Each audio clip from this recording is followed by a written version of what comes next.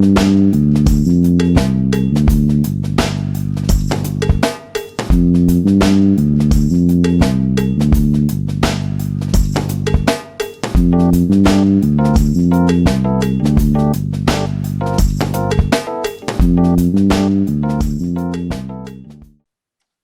right, so it looks like we're live.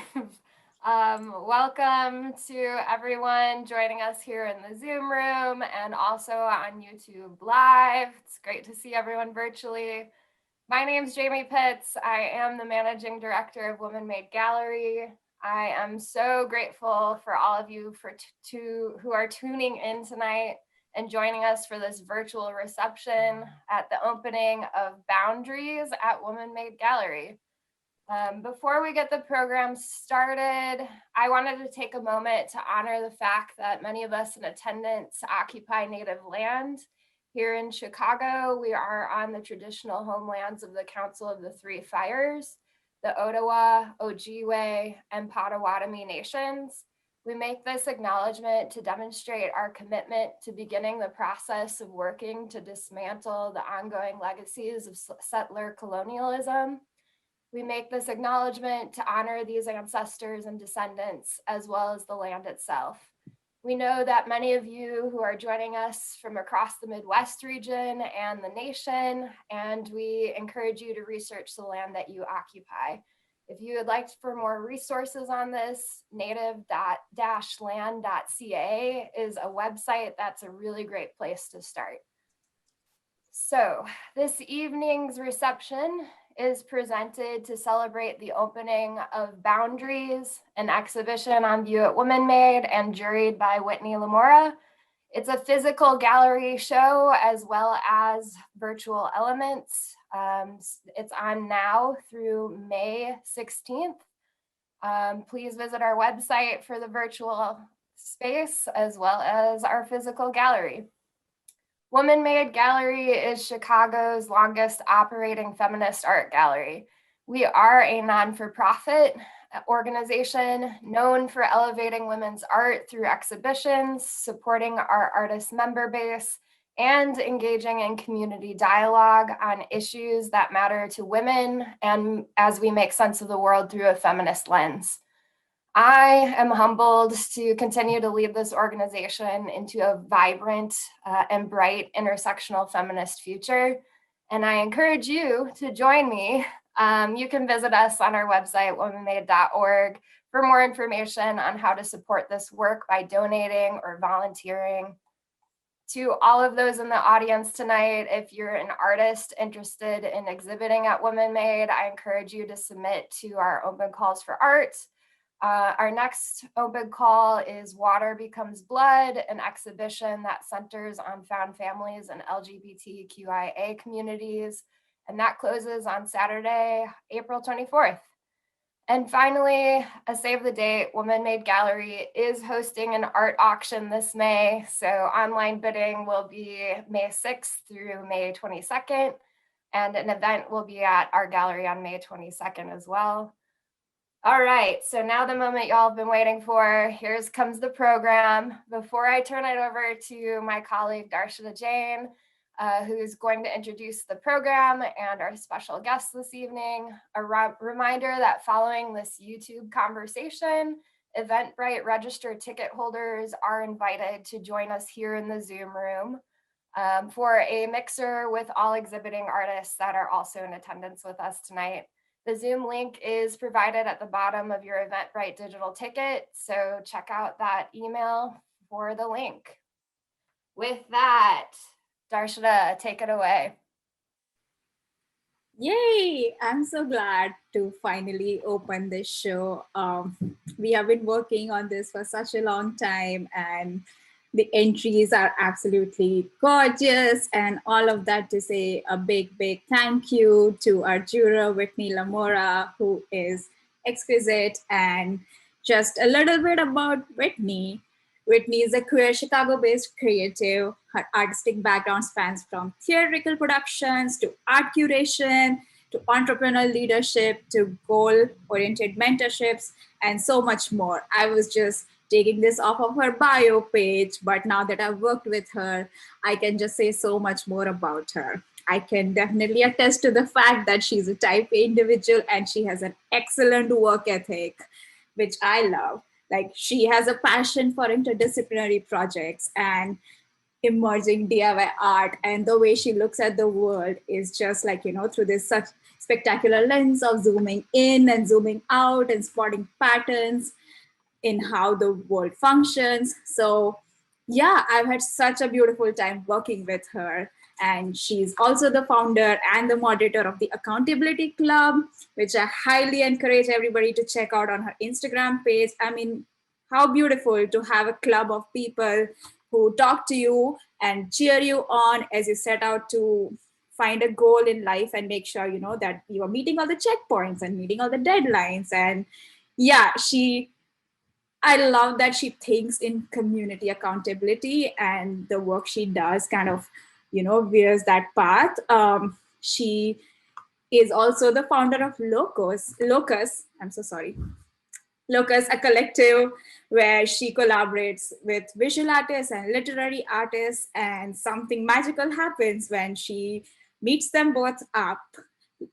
Locus has a really beautiful online presence that you should check out and also submit, because Locus has an open call for art right now. And yeah, submit work to Whitney. I mean, now that you guys know her and you get to know her more, like, yeah, submit work to her. And as Whitney says in her bio, she lives in Logan Square and obsessively reads and loves plants. And yeah, I can't wait for all of you to meet and talk to Whitney, get to know her more in this conversation. But welcome, Whitney. Thank you so much. Oh, Darshana, what a incredible introduction. I feel good about our meeting, so I think let's just go. Let's just call it a night. Yeah, I'm so thrilled to be here. Thank you so much to Woman Made for asking me to jury this show. Huge shout out to Jesse and Jay. If y'all are watching, thank you so much. As Darshana mentioned, I am the founder and curator of a gallery show called Locus, and both Jesse and Jay are Locus alums. So I've worked with them.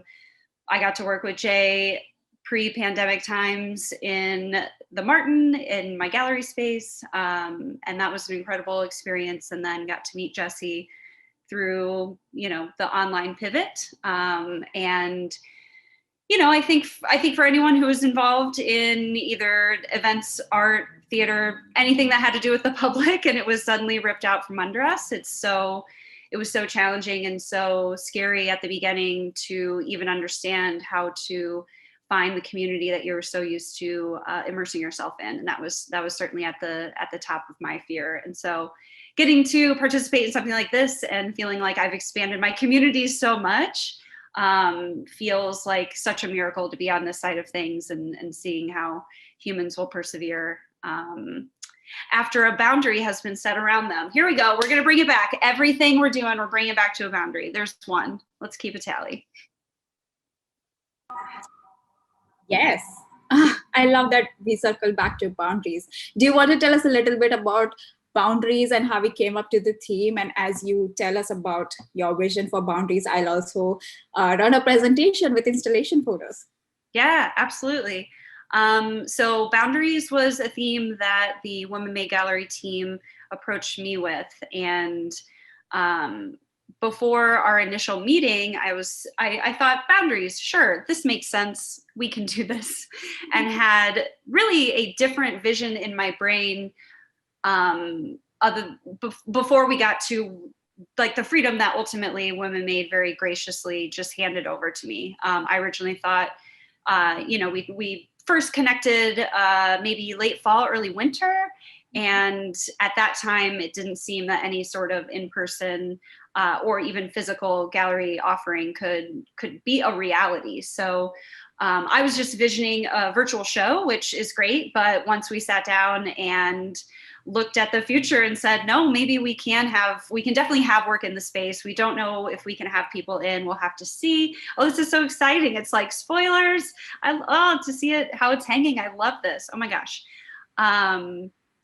So yeah, once we had that, like in the middle of that meeting, I felt like my brain was just like tingling so hard. And the very first thing that I thought of is wanting to ask for and find large, ooh, those hangings of Pam's look so great. Oh, that's so beautiful.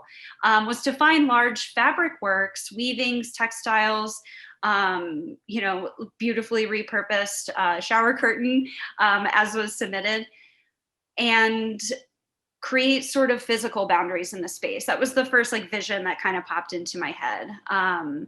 And, then playing with the idea of physical boundaries as well as all the virtual boundaries that we've had to set, both with other people as well as ourselves. If anyone has been doing their due diligence to take themselves off of social media or stop staring at their phone, like I have recently. So that, to see that come to life now is really, really exciting. And so that's kind of where the seed of the idea for even just what we wanted to make calls for. So really, really mashing up the virtual, so the video installations and the video works, with the tangible, with the larger and more interesting kind of, textile work. And of course we have even more than that, and that is beautiful as well. So that was our call. That's basically how we got there. And if we got to do the show a year from now, with our opening reception, the only other vision that we weren't really able to get to, which, I think is absolutely fine, is a performance aspect. Like, I wish I could have a dancer in the middle of Pam's works, like caught in this boundary, but still having this experience. But, that's not really, we're not quite there yet. And that is chill. I can keep that idea in here, or y'all can take it for free. That is my gift to you.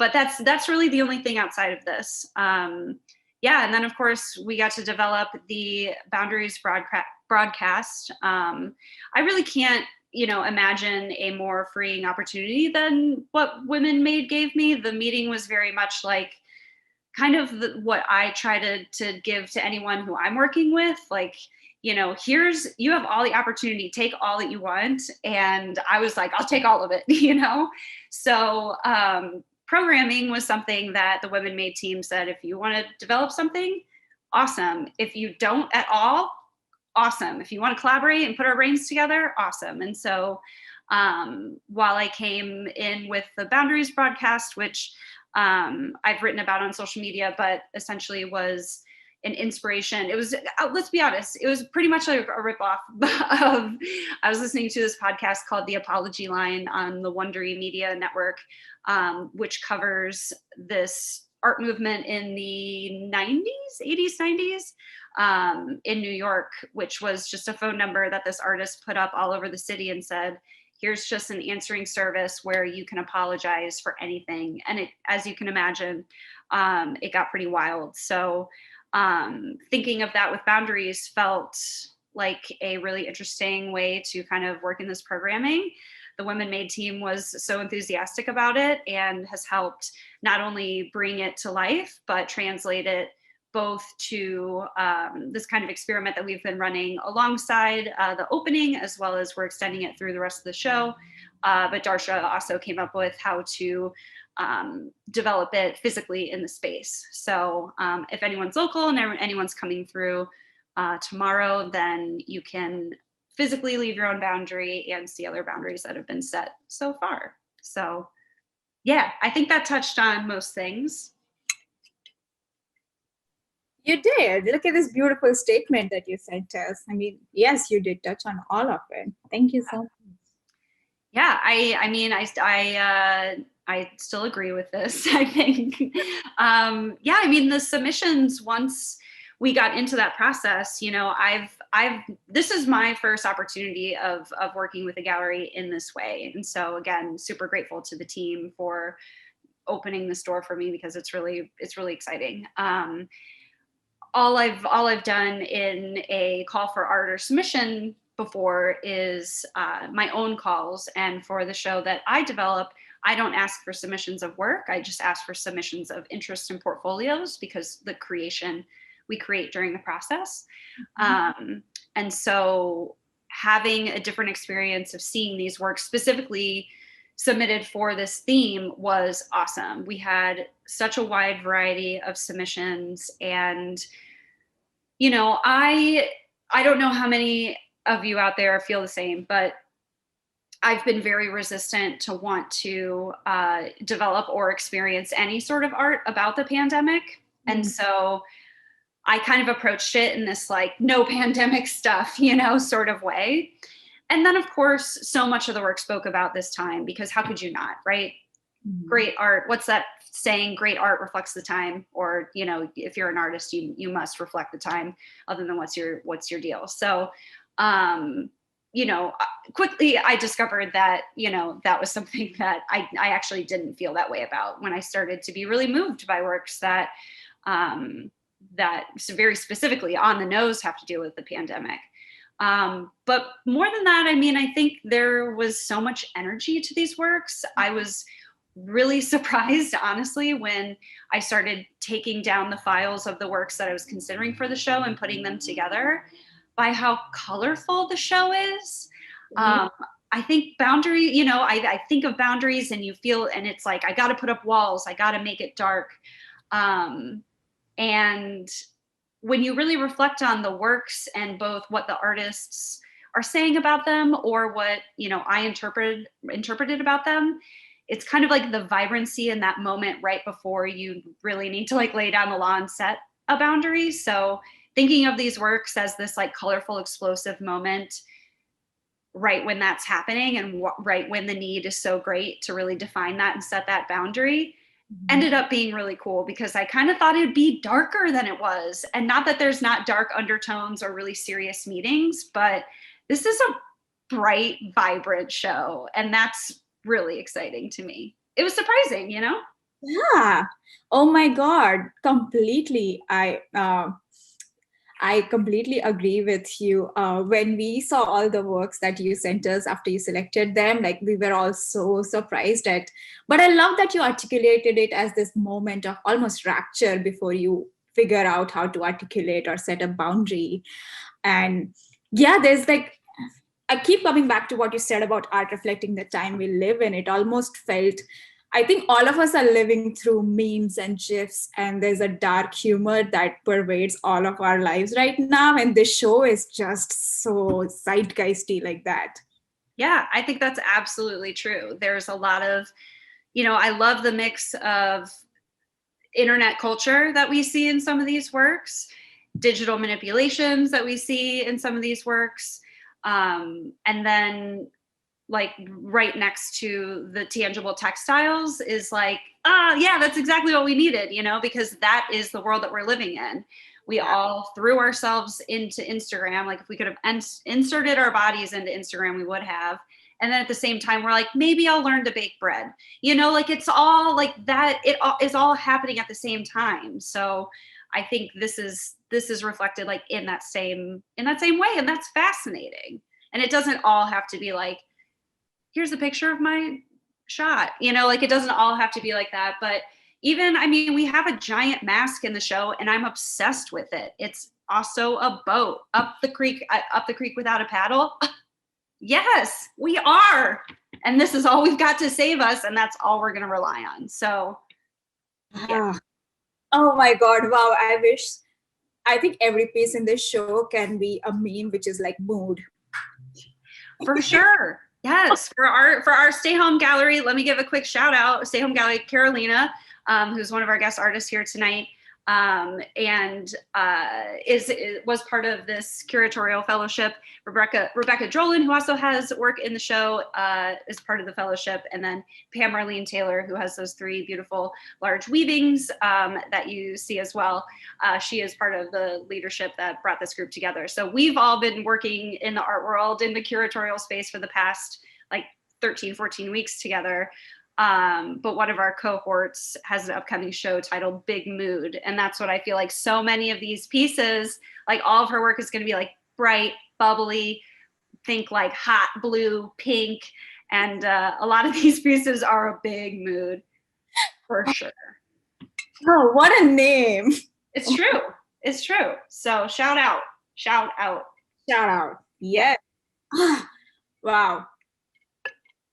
I just keep coming back to, yeah, all the pieces in this show are fantastic, as all of you saw in the presentation. And I can't wait to introduce you all to our featured artist tonight. So please, help me clap for Carolina, Marilu, Haley, and Jess. Yes. Hi, all of you. I'm so glad to welcome you all to this space. I know you all haven't met physically, but I feel like you're all four of your pieces talk to each other regularly, and they're going to be talking to each other for the next month. So you might get to know each other a little intimately, just saying. But welcome to the Boundaries opening reception. If you are in Chicago and can make it, I welcome you all to come to the gallery tomorrow, where Jamie and Whitney and everybody from the gallery, we're all gonna be there. So you can just come and say hi, or come and say hi to each other. But that being said, Jess, do you want to start? Can you introduce can you tell us your name and tell us how to pronounce your name just before I start? And I would encourage all of us to do that. I'm Jess Levy, and I'm in Queens in Jackson Heights in New York City. Is that all you want for now? Yes. Is that? Okay. How about you, Haley? My name is Haley Silva. I'm currently residing in Oak Park, Illinois. And yeah. Carolina. I'm Carolina Alamilla. I am currently in Pittsburgh, between Pittsburgh and Southwest Pennsylvania, in a suburb called Mount Lebanon. Ooh, wow. Fancy. Fancy. Mary Lou. Hi, I'm Mary Lou E. Herrera. I am from Chicago, Illinois, in the Albany Park area. Ooh, wow. I love people telling me their names in their own, in their own sound. I want to record everybody saying their own names, because there's just something so special about it. So thank you for doing that. Okay, before we start the conversation, tell us who you are, what you do, if you're a full-time artist, how did you meet art for the first time? We can do in the same order, if that's okay. And Whitney, please feel free to jump in or ask questions. Or also, all of us, this is a very informal conversation, and so we are all welcome to ask follow-up questions to each other. Okay. So I'm Jess, I'm in Queens, and I'm a multimedia artist. I started out in darkroom photography in high school. I continued working in traditional photography throughout college, and I started experimenting with video and video projection, socially engaged process and sound in grad school at Hunter College in around 2008, which is when I was laid off from my full-time job as a photo editor. So it was kind of a blessing in disguise, because I shifted entirely into a full-time art career, doing odd jobs on the side. But I really wanted to teach, so I moved into teaching as well, and I'm currently a full-time teacher in an all-girls private school in Manhattan. I love, love, love teaching. I love sharing my passion. I also like having an income. So, and it's kind of takes that pressure off of having to support myself through my art, which I think is important for me, especially in the video space. It's not really a marketable, sellable space. And yeah. That's me. I love that. And I do think it's important. I think artists telling each other what they do to survive or make income is such a big part of the art world that needs to become more transparent. So I'm so glad you brought that up. Thank you. Sorry, Haley, you were going to speak. No, that's okay. I think that's very important. And I'll touch on mine. So my name is Haley Silva. I'm a recent graduate. I graduated from UIC in May 2020 with an interdisciplinary degree. So I am a visual artist. I started also like Jess in the darkroom and just kind of could not stop. Just became obsessed, and it has snowballed till now. I work in food service. I'm a waitress, and just still photographing forever.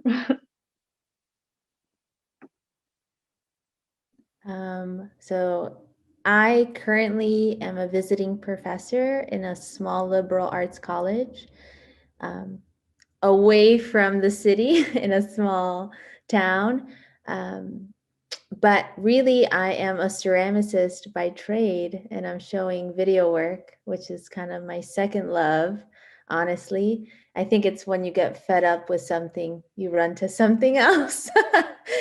And that's exactly what I did in grad school. Got tired of clay and decided to pose in front of a camera and just whisper to people. So that's what I've done, and I really enjoy video work. It's kind of my opportunity to be a little weird and just explore topics that maybe I haven't been able to bring into my ceramic work. So that's been kind of the sweetness of video, is that really you can present a new body of work and it can stand alone. And that's exactly what this video piece in this Boundaries show does. It's very much me experimenting in editing, and also just being a fan of ASMR and learning how to relax.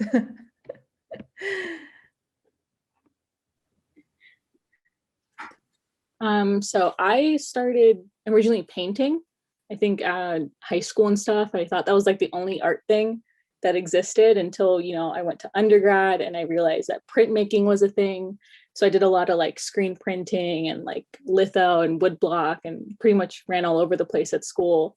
And I started to gravitate towards screen printing and Rizzo a lot. And then currently I'm attending SAIC to get my MFA in print media. So I'm doing that. I'm wrapping up my first year, which is exciting. And I consider myself a collage artist just because I do digital collages and I like to collage mediums. And now I'm doing a lot of textiles and fibers with photo and print. So that's going on. And to pay some bills, I do freelancing. So I do a little graphic arts at the end to just pay bills and get through.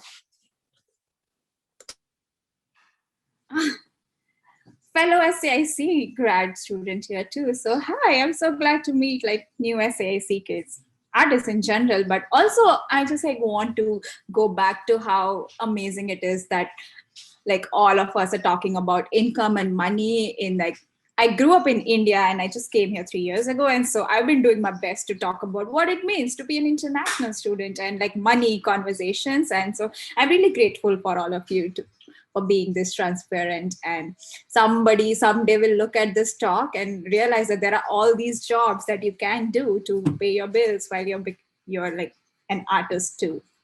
So amazing. Okay, as we do that, I see threads of like, your real lives and your pieces. So tell us a little bit about how your piece came to be. Like, where did you find the materials, or like, what was the process like? What was going on in your mind? How much time did it take? Throw it out to you, Jess.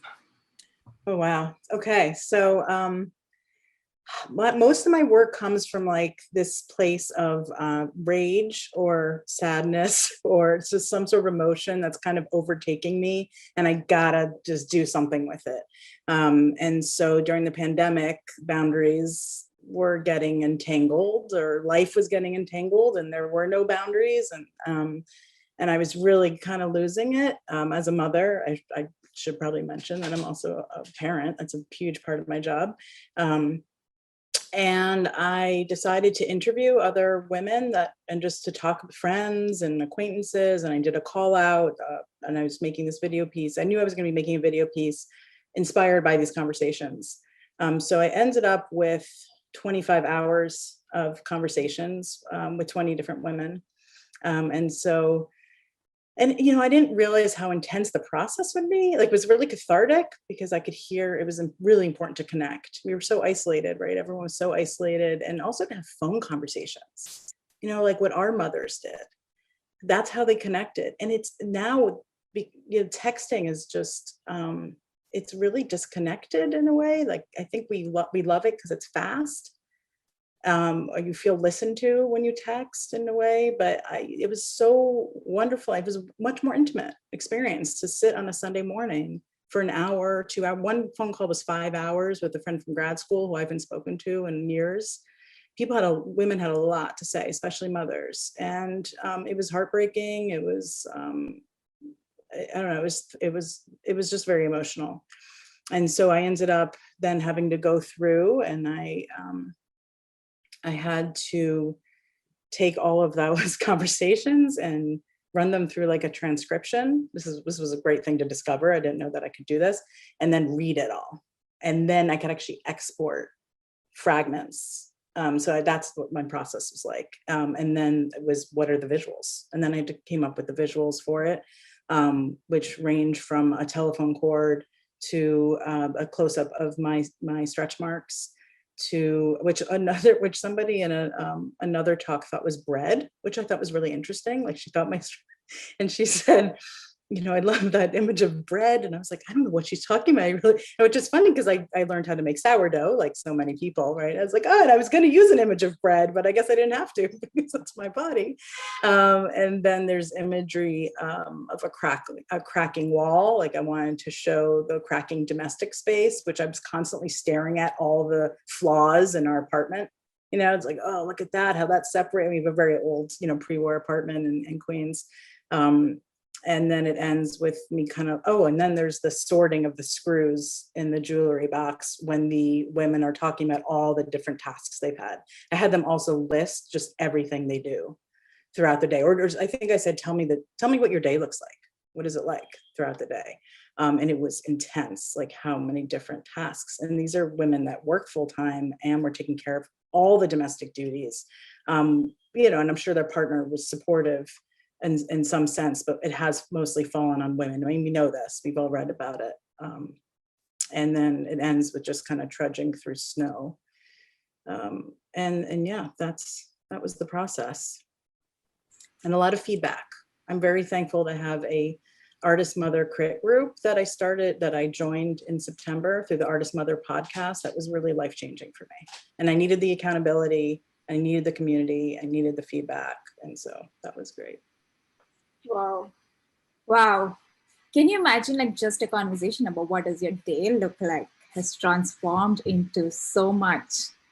Jess, did you want to show us a video, or do you want to leave that for some other time? I can show you like maybe, 30 seconds of it. Sure. Yeah. Okay. I have it ready here. You know what I'll do, since we were just talking about the tasks, I can go through and start from here. That's like. So I get out of bed, and sometimes if I'm lucky, I have 10 minutes when he's still asleep. Is that your child screaming for you? Can you hear me again or no? I don't know. Everyone's just running around, banging doors. I feel like there's a lot of noise. Think about what I have to do. Changing their underwear is kind of my baseline. I hate cooking, stressful computer stuff to do, and hungry, and get him logged into his Zoom time to get everybody dressed. I have to unload the dishwasher. I have to make myself breakfast. I have to get your breakfast ready. You have to get ready for school. Mommy has to get ready for work. It's just so much work. And cleaning and laundry. All day it was like, make me this, make me that, help me do this, help me do that. There's so many things. I always set timers. I pay all the bills. It's fine. Cooking, cleaning, and teaching and mothering. I don't even I do all of that. Okay, I don't want to take up too much time, but that's a little taste. And I'm assuming it's on the website for the show, the virtual exhibition, so people can watch it. And one thing I just wanted to add, that the organizing the screws, that was one thing I did in the beginning of the pandemic. I didn't know what to do with myself. So I heard the type A thing about Whitney. I'm definitely there. And I was color coding my books. It was crazy. I was really finding any corner of our apartment to organize. And that's where the organizing the screws kind of came from. It was like, what's the most ridiculous thing that I would organize? And that would be kind of insane. So. I'm curious, Jess, before just a quick question.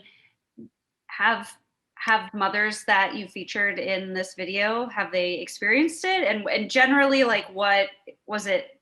I can imagine that would be really tough to listen to because it is so emotional. So I'm curious what the feedback from your participants have been, and if there's anyone who's like, I don't want to listen to that. They've all been really positive, thanked me for creating this, felt like their voices are being heard. I have a friend who was not in it who told me she couldn't get through it, who has 5 kids. So that makes sense. Yeah. But otherwise it's been really supportive. And I mean, they're just all really wonderful people, but I would also have understood if they couldn't. And some people cried and they told me that, and they just found it was very emotional. I don't think they've watched it a second time. They live it every day. So. Sure. Thank you. Wow. Yeah, I had the same question, Whitney, because I can't bear the sound of my own voice. And like listening to me being that vulnerable would be, I don't know, but such a great question. How about you, Haley? Do you want to tell us about your pieces? They're incredible. And you are welcome. You want to. Thank you so much. Yeah, I'll give a little sneak peek in a moment. Yeah, so I started this project while in quarantine, and it has taken on a completely different process than I've ever been like used to. So I've always loved like documenting and just like setting up projects where I'm behind the lens and I can see, I have complete control over my camera, over what I'm seeing. So making this project, I kind of just let myself go, which in a physical sense of like, you know, what the project is about, kind of exploring my emotions a little bit and exploring, you know, home life and the pandemic, and kind of exploring what that meant when you do have time to sit with yourself and you do have time to reflect inward, which I have heard that a lot of people did find that, and I've heard stories that people have even like reached out like years later and have apologized for different things, but yeah, I found myself just like really needing to do that. So here I can show some of my images.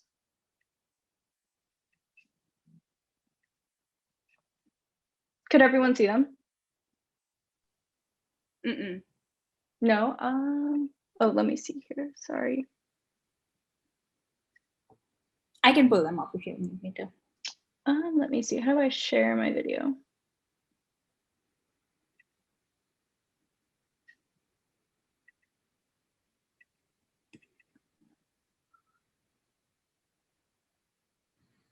Are you able to find the share screen button? You know what? I'm not. Would you mind, just for sake of time, pulling them up? Sorry.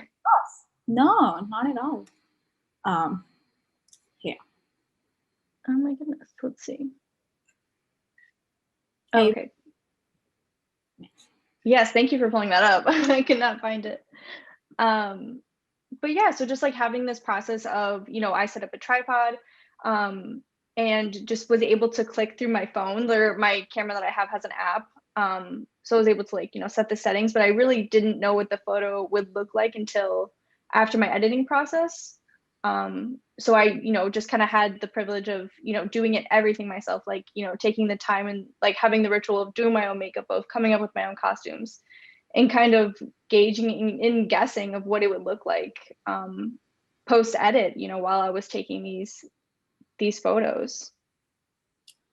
Were you thinking about what you wanted the images to look like before, or like, so I'm hearing that you had kind of designed the photos to look the way you wanted them to. So yeah, like what was the proportion of like unintentional versus intentional image happening? I did, yeah. So how I would start this out, I did a lot of journaling and kind of really picked an emotion, or kind of picked a setting of what I wanted to like interpret. So this one, like the poker table, like I'm really trying to focus on like dynamic of power and kind of, you know, what power really means, especially, you know, death to boys clubs, or even like speaking on boys clubs and speaking about a woman, you know, in a position of power, but also having to deal with that, you know, that combativeness of a boys club. And then the one of me like in my room, or even this one in the bathtub, and, you know, in my statement, I did write like a little bit that some of them did take like on like a dreamlike state, but also some did take on a very like real, like, you know, sometimes some of them I was able to like see like pre-hand of setting out what did I want this photo to look like. So this one was one of them, and so was the one with the bed. Just like also thinking about like intimacy and like honest truth of being like, true with yourself, and where does that take place, and how can you achieve that into like the purest form. I see that.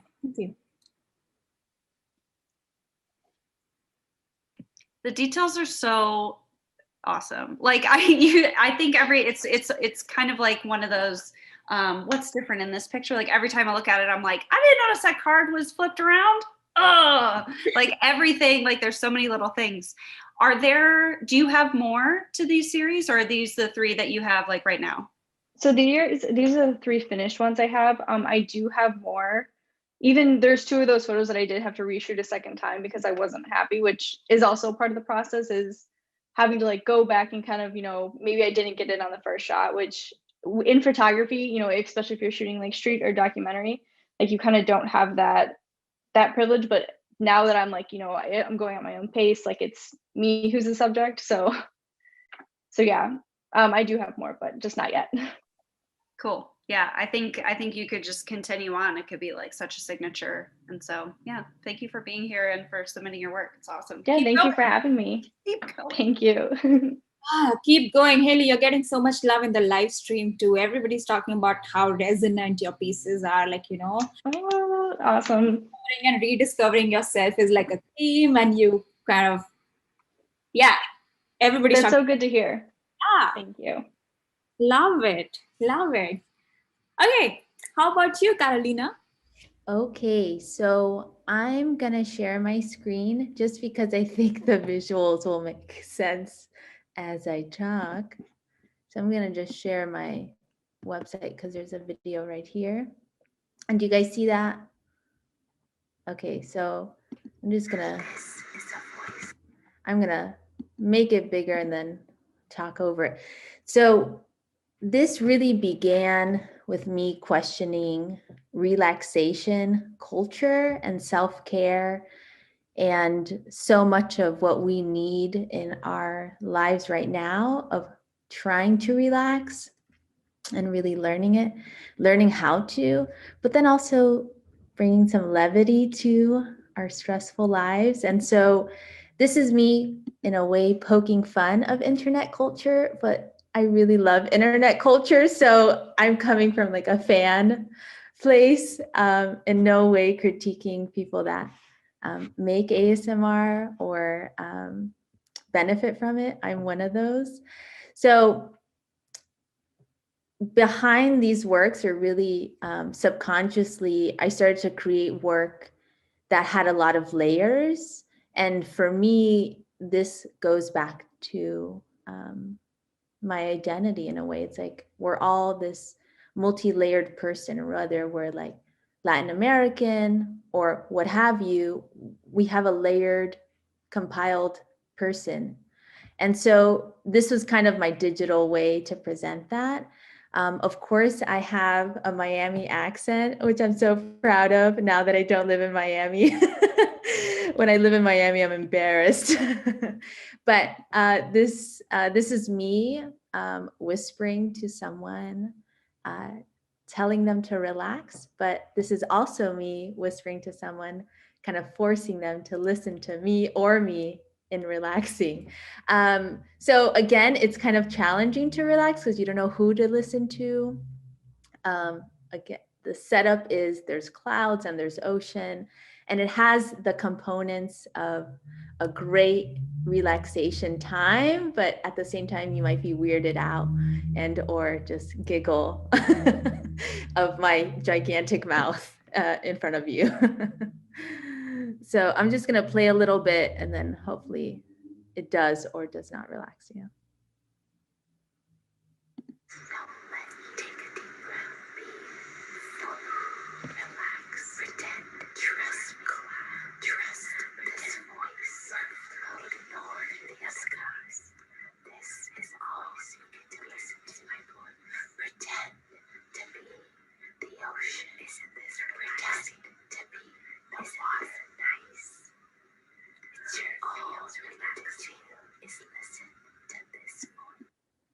Okay, So I think that's creepy enough. Wait. Yeah, so this was a really good like explorative project for me and just really pushing my technical ability, but then also being a little more playful. And I find that in my work, I'm always trying to strive for this sense of playfulness. But again, like Whitney was saying in the beginning, there's some serious undertones. But I guess my vehicle to attract people is silly in a way. And yeah, that's what I strive for right now in my work, at least. It's incredible. One of my professors told me this thing that I want to tell you about loving the internet culture and poking fun of it. He said, your love is only true when you can critique it and still love it. So yes, this is true love, my friend. Yeah, I know it's false, but I'm still gonna embrace it. You should. This piece is incredible. It looks so like I want to see people react to it in the gallery. Like I really want a reaction video. Yeah. I think it's so funny and so important to have a sense of humor about it. And that's one of the reasons that I was so excited about it. I feel like this was my partner who like once got a massage and the massage therapist just talked all through it the entire time. And then like 5 minutes towards the end, they were like, you didn't mind if I talk this much, right?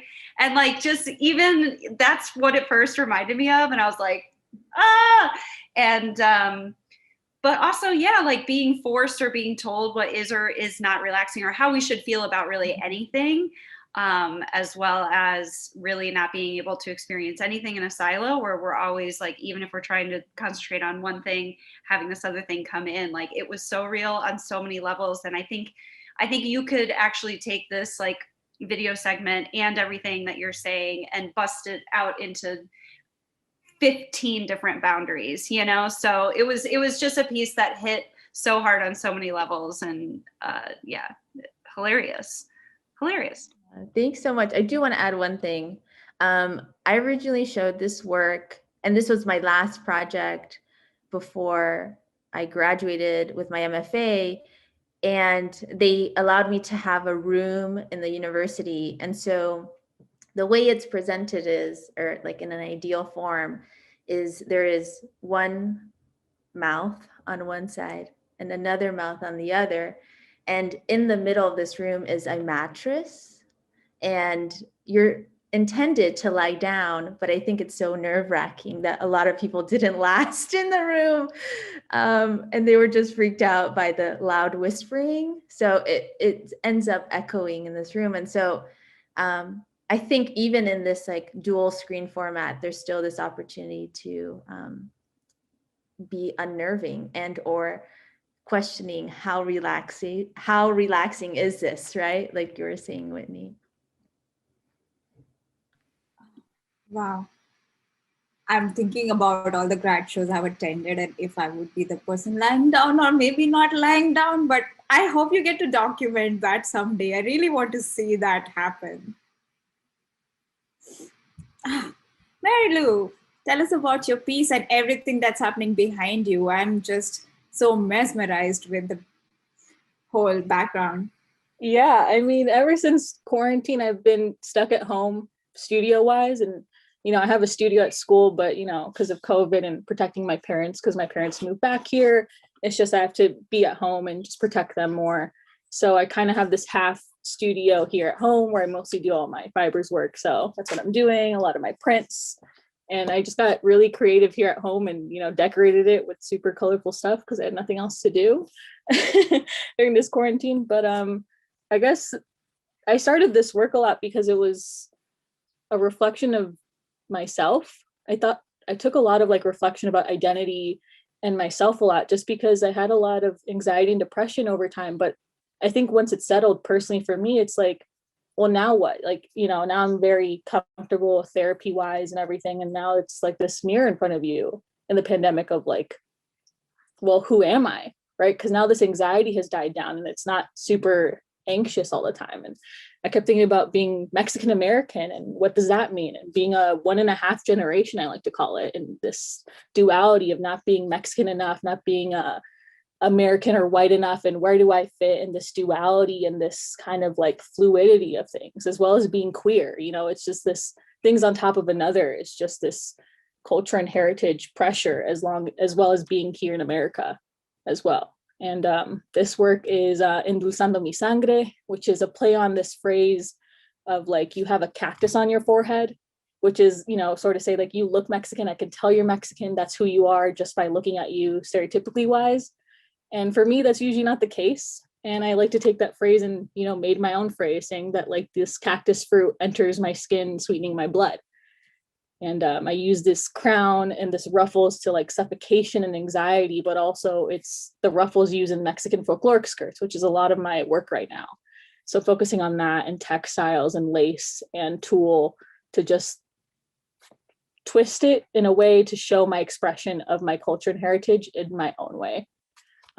Especially the other piece that's in the show, which is Que Será Serape, which is a fun joke on itself. It's a serape, and I took a scan of it, got it printed on an offset printer, and I had multiple prints of it. I can show actually here how it looks like. So this is before it gets printed on black right here, and then there's the black right here, and it gets turned into a blanket. I really love the printing process of everything, and I had a bunch of these that I just wanted to print, and I realized I have so many of them, I can remake them into a blanket again.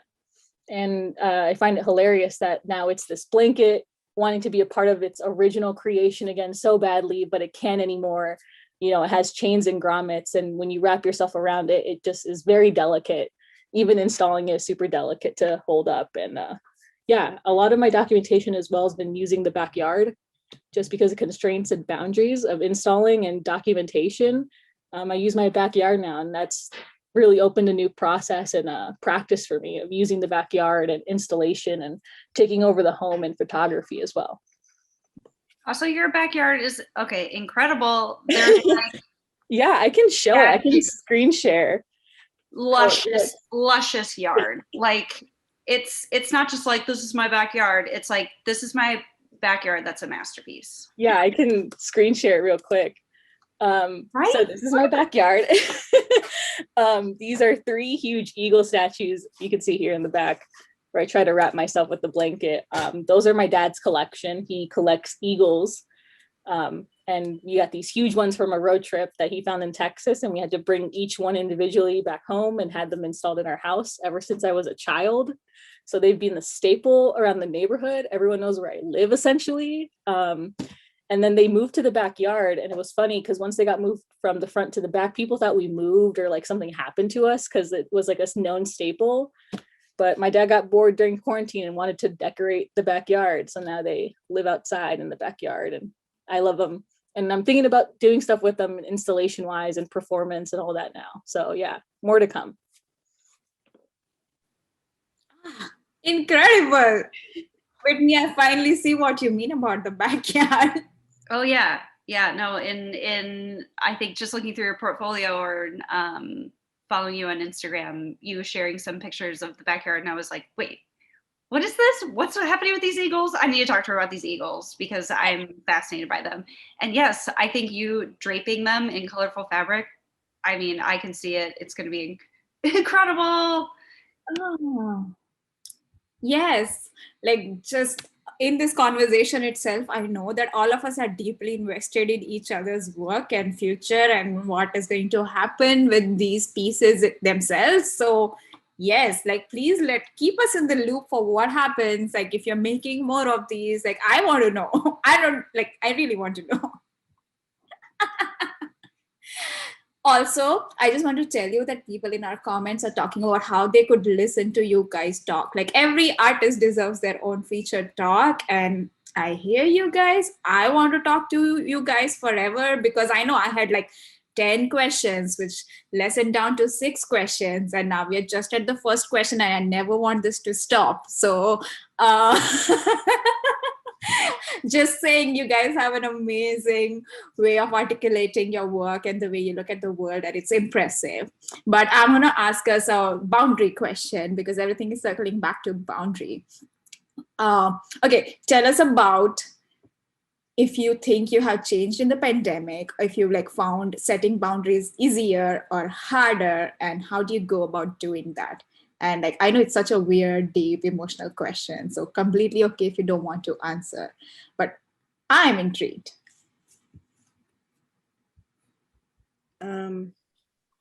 So I guess for me, yeah, there were no boundaries anymore. And the only time I could set a boundary was like in the evening or at night, and I would take just like a super, super hot bath. And in the beginning of the pandemic, it was really, I was cold. It was like March, you know, which is never a fun month in New York or Chicago. And it was interesting because that act actually was the catalyst for the first video project I had made in September called Bath Time, where I worked with the sounds that I would hear all day, which were like birds and sirens. And that's all it was. So it was baths for me and taking a walk. And that was really the only time I got to be alone. I mean, walks in New York, you're never alone, but that was how I could set up some boundaries. But what was nice is that it also was inspiration for making work again. So I guess who I became in the pandemic was I reconnected with my my artistic identity, which had been, I like to say, was taking a nap for the last 8 years, and my daughter is 8, so you could fill in the reason. But I haven't really made serious work in a while. So it was a little bit of a silver lining for me. I think it was just mostly because teaching is very exhausting, and without the commute, and commuting is exhausting, and taking the commute out of my day kind of freed up some time, and it freed up some energy. Like, I feel like I just had the energy to tap into that creative self. So.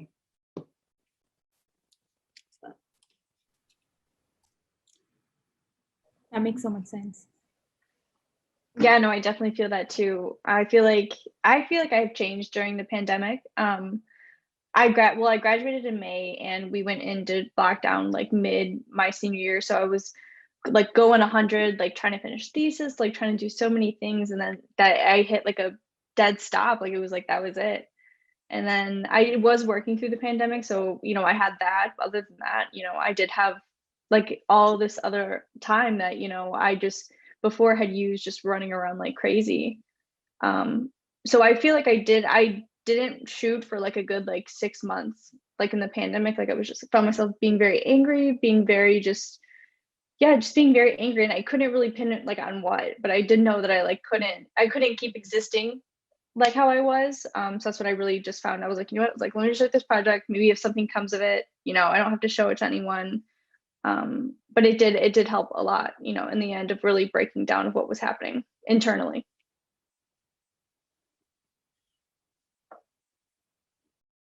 I'm gonna jump on. So for me, I kind of have two lives in this pandemic, like many of us.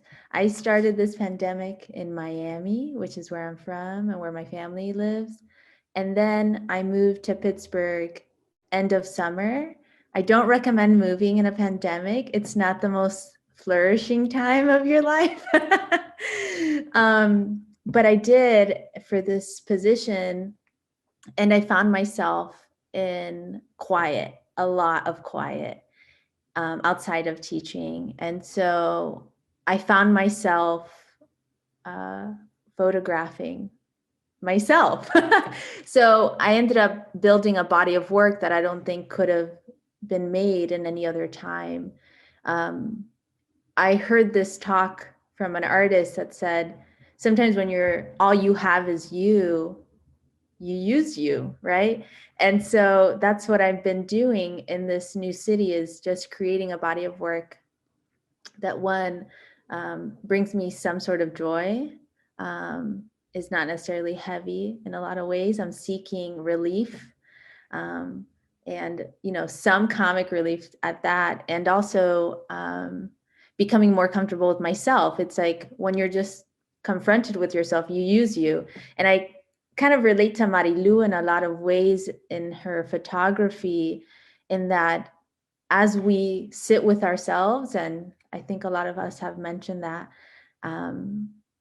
we learn more about ourselves. We learn what we're comfortable with. We learn our compiled identity, what we want to do, what we don't want to do. And so in this time, if not through photo, I've been able to say like, yeah, I think I can pose with a swimsuit top in my office / studio and have like 3 lights in front of me, you know? And so I definitely find that that's been a kind of eye opener. And I don't know if that's a boundary, but maybe a broken one or a new boundary set farther away.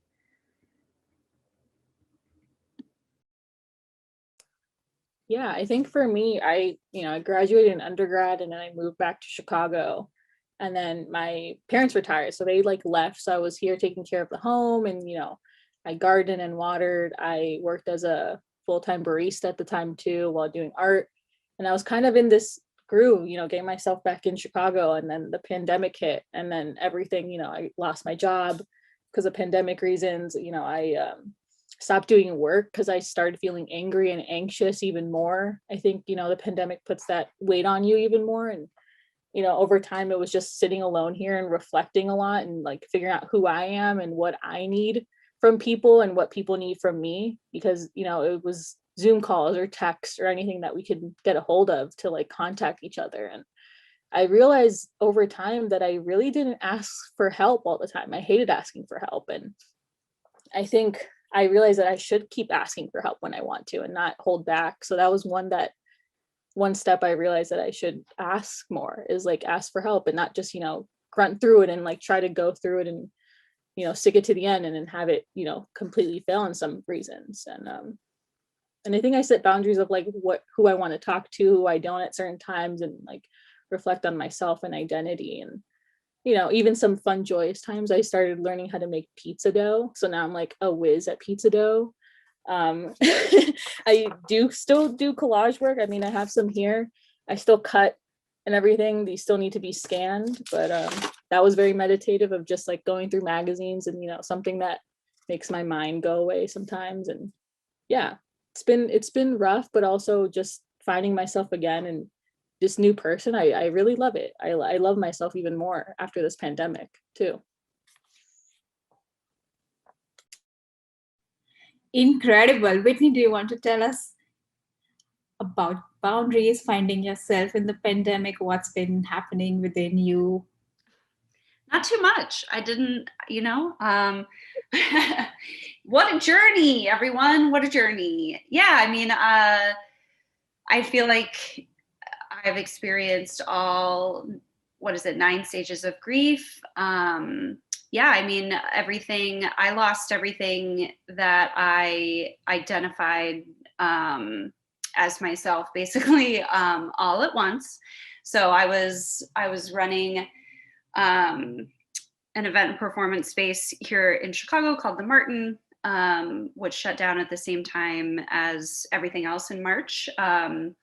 The third iteration of Locus was, I had all of the works in my possession. We were supposed to go live, and then that was like the first big effort that we pumped the brakes on, which, and then a few months later, we had to eventually close the space because you can't gather during a time like this, and we do not have endless resources. So that really gutted me. And, I also became unemployed, and the panic behind that when you've never ever experienced it, and what that means. So I had a period of time where all I wanted to do was immerse myself in something, and it sounds like we've all kind of found ourselves like, what is that thing that that can either distract us or comfort us or bring us closer back to at least the person that we knew that we were. And there was a period of time where I was just like sitting at home and I was like trying to think, and I could literally physically see a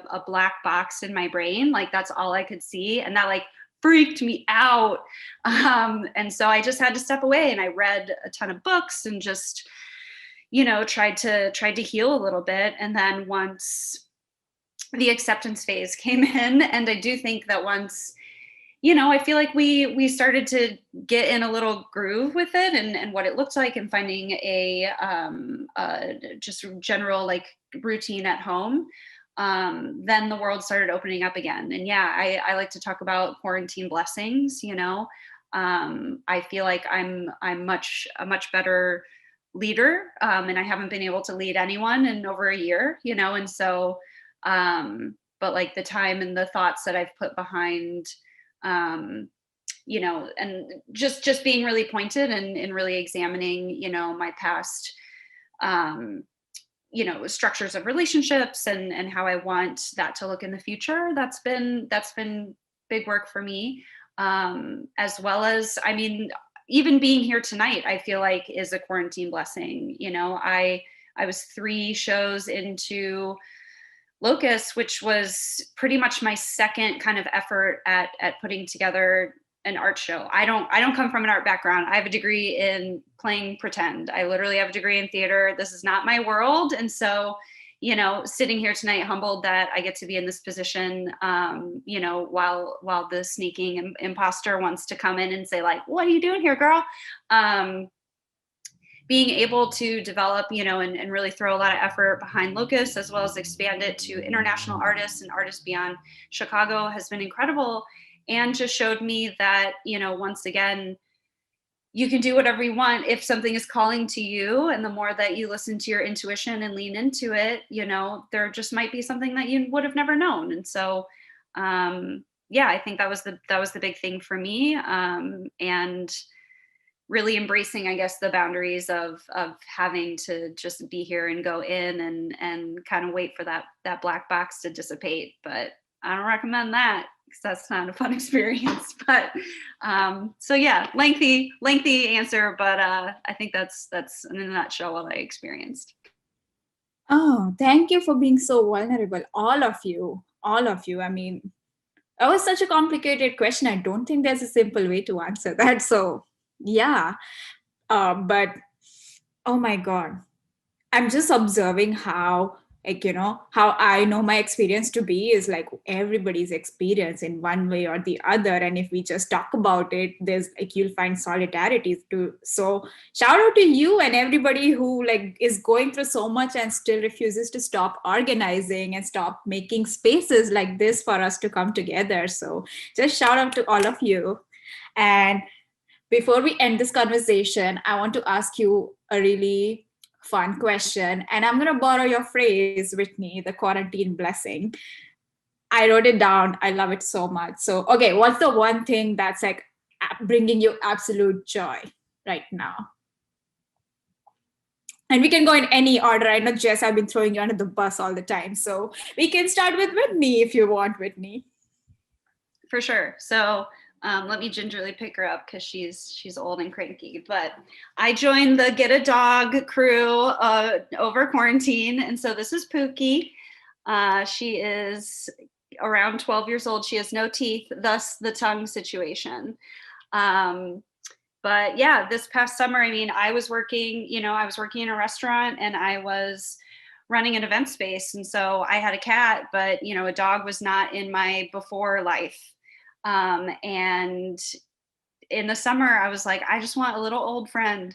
I just want a little old friend who can be here. And lo and behold, she and 12 of her siblings got rescued. Yes, someone had 13 small dogs in their home. And unfortunately, one of the 2 of her owners died of COVID. And the other owner couldn't handle 13 dogs on their own. So she came into my life. And so we both kind of looked at each other like, we didn't expect to be together, but here we are. And she just brings me joy and I love sharing her. She's so funny. I just like, how can you be around that tongue and be like, I'm having a bad day? It's not possible. So it's Pookie for me. Pookie is beautiful. How about you, Carolina? How do you top Pookie? I can't follow up. So sorry. I'm so sorry. It's the tongue that gets me every time. I think honestly, as much as it's we have major fatigue in general from Zoom, I think these Zoom gatherings have given me life. And if anything, I've been able to connect with so many more creative people through events like this that I don't think I would have ever connected with. And Whitney is one of those people because we both are part of a curatorial collective fellowship. And it's all of a sudden you realize like how special the art world is through these, like, oh my gosh, it's like we're all fans of each other, you know? And I think that's, you know, the sweet thing is like, oh, I'm such a fan of this person's work. And I then get to work with them, right? So that and phone calls to family and friends for sure.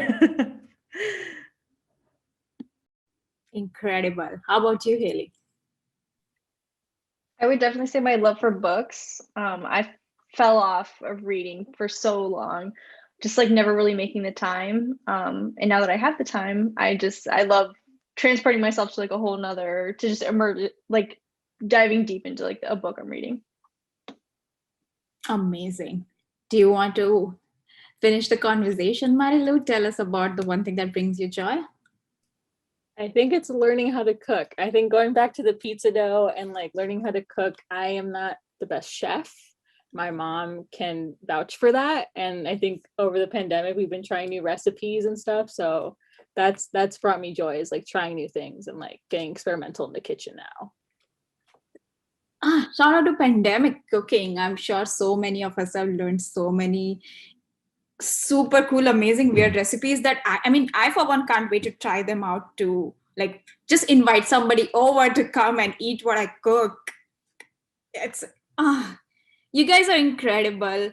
I can talk to you forever. So instead of being selfish, I'm going to invite everybody from our YouTube live conversation who also everybody wants to talk to you. So everybody who joined us on YouTube, thank you so much for taking out time from your day and coming to see our opening reception and listening to us talk. I just posted a Zoom link, so you can come and meet us and talk to artists, and yeah, just come hang out with us. But with that, I end the YouTube live. Thank you so much for joining in.